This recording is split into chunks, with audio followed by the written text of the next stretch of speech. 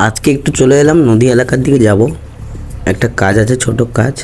তো ছোট কাজ থাকুক, বাট নদী এলাকা যদি যেতে হয় এটা জেনে রাখা ভালো যে ওখানে তো নৌকোর সিস্টেম আছেই, মানে টাইমিং সিস্টেম।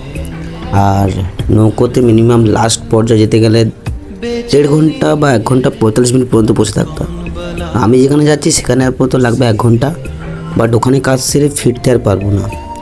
ওখানে আবার লেট করতে হবে, না হলে 6:30টায় লাস্ট, তারপরে আর ফিরতেই পারবো না। আমাকে আবার অন্য দিক থেকে ঘুরে ঘুরে আসতে হবে। মানে আমাদের এদিকে যে দ্বীপ আছে বলে না, বদ্বীপ, তো সেদিকেই যাচ্ছি, তাই ভিডিও একটু বানানো। তোমরা যারা আসতে পারো না আমাদের এদিকে, কীভাবে বদ্বীপগুলোতে মানুষ যাতায়াত করে বা এত জীবন জীবিকা নির্বাহ করে, সবাই বাইরে থাকে বললে ভুল, ওখানেও সার্ভিস হোল্ডার আছে, সবই জিনিসটা একই, বাট নদীমাতৃক এলাকা। তো জীবন জীবিকাটা কোথায় বেশি বা তারা কি করে নিজেদের জীবন জীবিকা করতে পারে এটা তো আন্দাজ সবাই করতে পারছে। বাট এখন আসুন নদী এলাকায় একটু মস্তি হয়, যে নদীতে যাওয়ার যে ফিল্ডটা, যে আমরা তো বাসে যাই, ট্রেনে যাই, ট্রামে যাই, এয়ারেও গেছি অনেক সময়, বাট আমি যাইনি, আমি অতটা গরিব নই যে আমি এরোপ্লেনে যাবো। তো সেরকম দেখতে গেলে নদীতে কিন্তু যাওয়ার একটা ফিল থাকে। এখানেও বাসের মতো কন্ট্রাক্টর থাকে, কন্ট্রাক্টর টাইপ বলতে গেলে টাকা তোলে, যদি সেরকমভাবে বলি টাকা তোলে। এখানেও বসার সিট আছে, হ্যাঁ বসতে পারো, ছাদে বসতে পারো, নিচে ভেতরে বসতে, নিচেরও কম্পার্টমেন্ট প্রচণ্ড কিন্তু আওয়াজ হয়, মেশিন থাকে, মায়েরি বলছি, ভিডিও ফুটেজ আমি করে নিই নিচে, এত গরম গরম আওয়াজ বিশ্রী লাগে। তার চেয়ে ভালো বাইরে থাকলাম, একটু বাইরের ফুটেজগুলো নিলাম। যারা যেতে পারো না বিশেষ করে তাদের কিন্তু বেটার। আমি কিন্তু সবার পেছনে বসে মজা নিতে নিতে যাই, যখনই যাই নদী এলাকাতে কাজ করতে। আমি আমার একার মতো সবার পেছনে বসলাম, বসে মস্তি ভরে গেলাম। দেখেছো কতজন বসে, আমি একা শুধু নয়। আর হ্যাঁ, এটা হচ্ছে চাঁদমারি ঘাটে আমরা চলে এসেছি এতক্ষণে। এই যে ভ্যাসেল পারাপার হচ্ছে, ওটা চাপ, ওটা গাড়ি পারাপার হয় বা মেশিন ম্যানে যদি কোনো মাল আনে, স্টোন বালি, তো তখন ও কিন্তু পারাপার করিয়ে দেয়। তো এটা করা আছে, এটা ডিরেক্ট গোবর্ধনপুর পর্যন্ত যায়। আর যদি তোমরা ঢুকতে চাও লক্ষ্মীকান্তপুর নয়, এটা রায়দিঘি হয়ে বোলের বাজার ব্রিজ হয়ে দেন এই চাপ পেরোলে তারপরে গোবর্ধনপুর। হ্যাঁ, ওপারে আছে বনশ্রমনগর, ওপারেও একটা আছে। তো এই দ্বীপগুলো দুটো আপাতত চাপ আছে, দুটো চাপের পরে একদম লাস্ট তোমরা চলে যাবে গোবর্ধনপুর, যেটা সীতারামপুর বলা হয়, নিউ বকখালি। তো সেদিকেই আর একটা জিনিস কি জানো তো, আমাদের এদিকে মানে নদীর উপর দিয়ে ব্রিজ ছাড়া কোনো উপায় নেই। আর না হলে কী হয়, আমাদের এই ভ্যাসেল নেই, ধরো এই যেগুলো লঞ্চ টাইপ আর কি, মানে লঞ্চে করে যেতে হবে তোমাদের লাস্ট পর্যন্ত, যেখানে যেতে চাও লঞ্চে যেতে হবে। আর এখানে এটা চাপ দেওয়া আছে অ্যাকচুয়ালি, গাড়ি, বাস, বড় গাড়ি এইসব পারাপারের জন্য, কিন্তু অ্যাকচুয়ালি যাতায়াত ব্যবস্থার জন্য এটা করা আছে। বাট আহামরি এখান থেকে সরকারের কিছু লাভ হচ্ছে নাকি সেটা বুঝতেও পারছি না, দেখেও তোমরা বুঝতে পারছো কোথায় দিনে একটা দুটো আসে। তো যাই হোক, এটা সরকারের ব্যাপার, বাট আমাদেরও দেখা উচিত ব্যাপারগুলো। আমাদের উন্নয়নের জন্য তো হচ্ছে, তো তেমন লোক হয় না, যা হয় কিন্তু সার্ভিসে করে যায়। দেখতে পাচ্ছ এই ছোট্ট ছোট্ট সিমেন্ট বস্তাগুলো, মানে বড়, আমার এখান থেকে ছোটো লাগছে তাই আমি ছোটো বলছি। এখানে সিমেন্ট, অ্যাসবেস্টস বা যা কিছু পণ্যও যদি নিয়ে যেতে হয়, কোনো জিনিসপত্র, সব লঞ্চের মাধ্যমে চলে যায়। আর দূরে দেখো, তোমার মনে হবে যে হ্যাঁ একটা বড় চওড়া রাস্তা বা খোলা মাঠ, অনেকটা জায়গা, মাঝখান দিয়ে তুমি একা এই নদীতে ভেসে ভেসে চলেছো। তো এই ফিল্ডটাই আলাদা। আমার তো এই পেছনের ভিডিওটা অল টাইম দেখে মনে হয় যদি ভাই একা পড়ে যাই, আমাকে কে দেখবে, এখানে কেউ খুঁজে পাওয়ার নেই। মানে এই যে রিসেন্ট যে ট্রলার অ্যাক্সিডেন্ট হলো, বুঝতে পারছো ফিল্ডটা, যে একা জলের মধ্যেখানে এত জনায় একা ছিল, তারা কিভাবে কষ্ট পেয়ে মরেছে, বাস মানে বলতে নেই, তাদের আত্মা শান্তি পাক।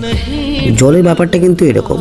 আর আমরা যেটা দিয়ে এখন ঢুকছি, এটা দিয়েই কিন্তু আমার ট্রলার ফলার সবাই ইলিশ ধরতে চলে যাবে একদম বাংলাদেশের কাছাকাছি, মানে এদিকটা দিয়েই বেরিয়ে যাবে কিন্তু বঙ্গোপসাগর। তো ওরা তো বড় নদীতেই উপরে উঠে যায় না, সেদিকে গিয়েই তো উপরে ওঠা, ওইটাকে কি বলে, উপরে ওঠা কি আর নিচে নামা? হ্যাঁ, নিচে নামা কথাবার্তা, একদম জলের একদম মাঝ সমুদ্রে চলে গেল, যাও মাছ ফাছ টাকায়। বাট দু একটা যখন ঘাট দেখতে পাই না মাঝখানে অনেকটা স্বস্তি লাগে, যে হ্যাঁ কেউ তো আছে নদীর পাশে, একটা দ্বীপে একটা মার্কেট হলো তো ছোট আছে।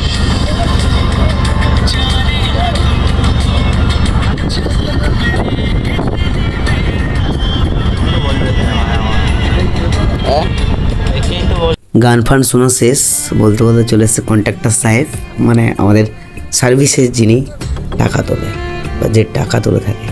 তো এনাকে নাবিকও বলা যাবে না, কিছু বলা যাবে না, নাবিক মাঝি আলাদা, যে ও ভেতরে ঢুকে স্টিয়ারিং ঘোরাচ্ছে। হ্যাঁ, তো স্টিয়ারিংটা অ্যাকচুয়ালি হালের সঙ্গে বাঁধা থাকে, এদিকে ঘোরাও তো এদিকে টান পড়ে, ওদিকে ঘোরাও তো ওদিকে টান পড়ে, তো তাই সেই কথার অর্থে এটা কিন্তু স্টিয়ারিং বলা হয়। এখনও কিন্তু অনেক বাকি আছে, আমি একদম লাস্ট যাবো এই প্লট। তো তারপরে আরও দ্বীপ আছে, মানে তারপরে হয়তো আর একটা আছে, তারপরে পুরো সমুদ্র।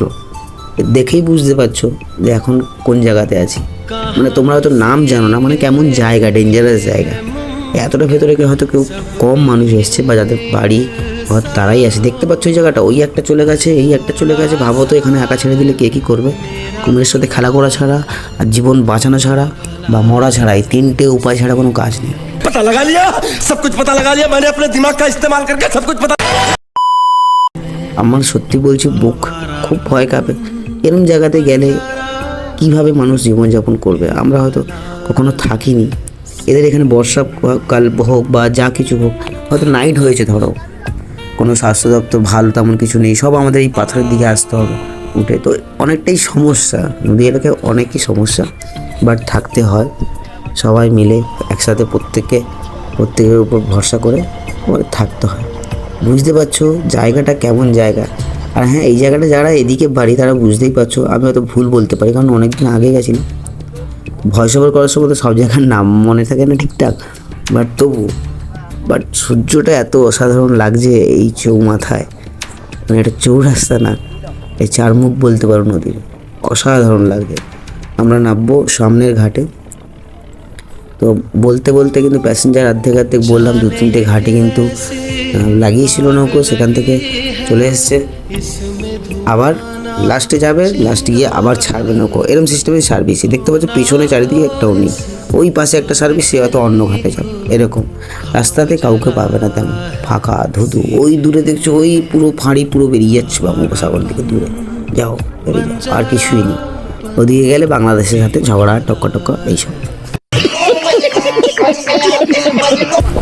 চলো আজকে আর বেশি বকবক করলাম না, ভিডিও আর লেন্থ তো করলাম না, কারণ টাইম লাগে, মানুষ তো মূল্যবান সময় দিয়ে ভিডিও দেখে। তো আমি পৌঁছে গেলাম, দেখতেই পারছো সূর্য অনেকটা কিন্তু নিচে এসেছে। এটা চাঁদ না, এটা সূর্য।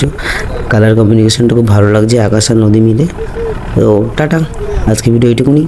আমি যাবো, কাজ সারবো, ফিরবো।